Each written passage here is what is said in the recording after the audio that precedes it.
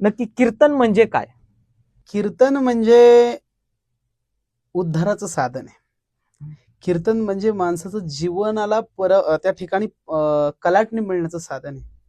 कीर्तन म्हणजे वाट चुकलेल्याला त्या ठिकाणी वाट दाखवण्याचं काम कीर्तन करत असतं आणि कीर्तनातून त्या ठिकाणी भगवत प्राप्ती होत असते. हा कीर्तनाचा मुख्य उद्देश आहे.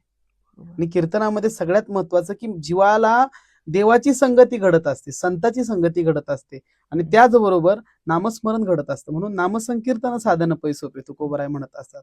अशा पद्धतीने कीर्तनामध्ये ह्या मुख्य गोष्टी आहेत. नारदाची गादी येते. शास्त्राने जर पाहायला गेलं तर प्रत्येकाचे विचार वेगवेगळे असतात, पण कीर्तनामध्ये ज्यावेळेस कीर्तनकार त्या ठिकाणी व्यासपीठावरती उभा राहत असतो, ती नारदाची गादी. त्या ठिकाणी फक्त वर्णावे ती थोरी एका विठ्ठलाची कीर्ती मानवाची सांगू नये.